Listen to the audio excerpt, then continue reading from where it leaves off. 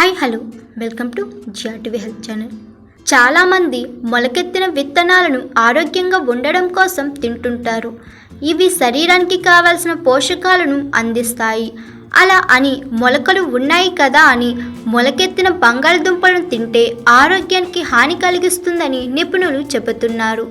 ప్రతి ఇంట్లో తప్పనిసరిగా బంగాళదుంపలు ఉంటాయి. వీటితో రకరకాల కూరలను టేస్టీగా చేసుకోవచ్చు. అయితే చాలామంది దుంపలపై మొలకలు వస్తే ఏం కాదులే అని వాటిని అలాగే వండేస్తారు. నిజానికి బంగాళదుంపలపై వచ్చే మొలకలు విషపూరితమైనవి. వీటిని తినడం వల్ల ఫుడ్ పాయిజనింగ్ అయ్యే ఛాన్స్ ఉంటుంది.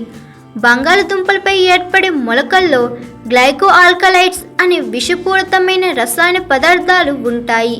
వీటిని ఎక్కువ మోతాదులో తీసుకోవడం వల్ల అనారోగ్య సమస్యలు వస్తాయి.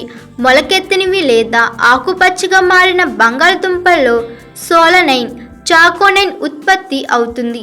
వీటిలో హానిరకపు టాక్సిన్లు ఉంటాయి. వీటిని అధికంగా తినడం వల్ల వాంతులు, కడుపులో నొప్పి, వికారం వంటి సమస్యలకు కారణం కావచ్చు.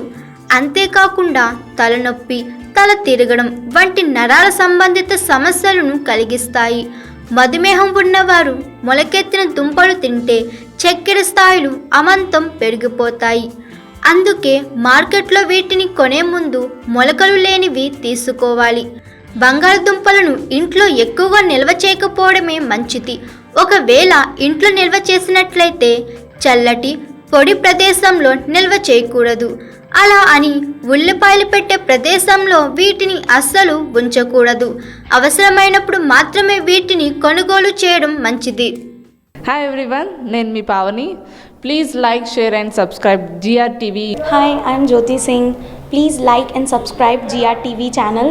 అందరికీ నమస్కారం. నా పేరు Sambit. Please like and subscribe GRTV. Thank you.